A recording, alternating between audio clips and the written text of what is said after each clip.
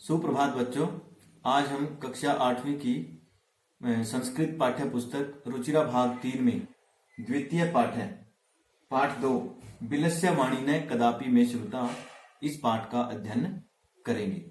इस पाठ में यह बताया गया है कि यदि मुसीबत के समय बुद्धिमत्ता से काम लिया जाए तो बड़ी से बड़ी मुसीबत से भी छुटकारा पाया जा सकता है।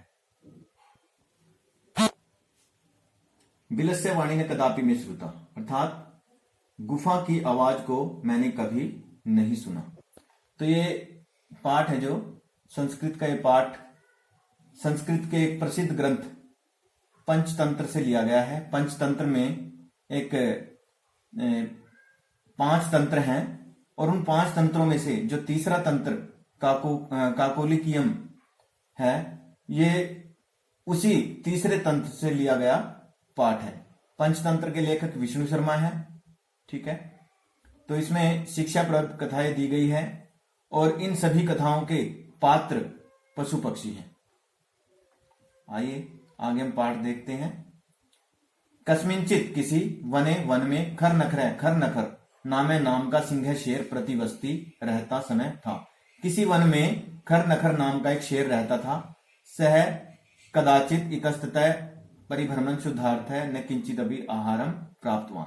सह वह कदाचित कभी इतस्ततः इधर उधर परिभ्रमण घूमते हुए शुद्धार्थ है भूख से व्याकुल होने पर न नहीं किंचित अपि कुछ भी आहारम भोजन प्राप्तवान प्राप्त कर पाया।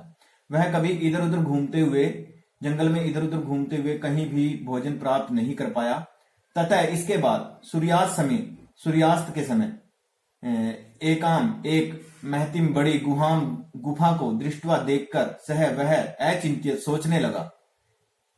इसके बाद सूर्यास्त के समय वह एक बड़ी गुफा को देखकर सोचने लगा।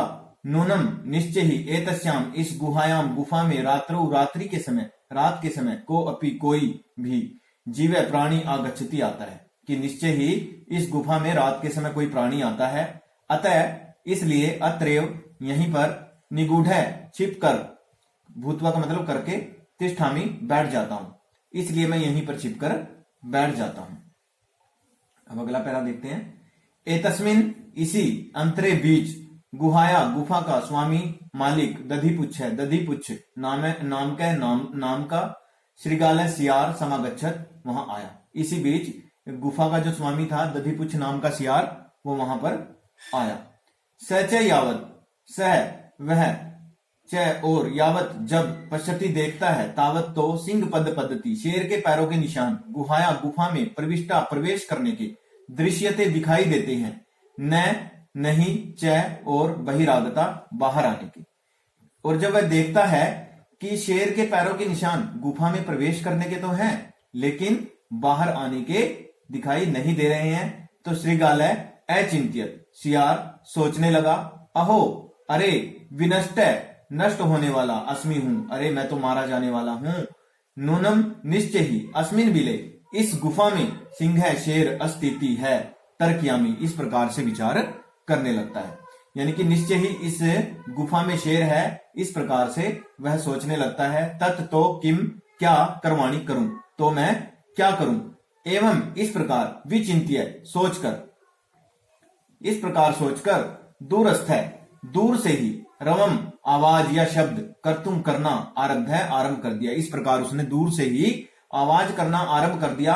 भो बिल अरि गुफा किम क्या न नहीं समरसी याद है क्या तुम्हें याद नहीं है।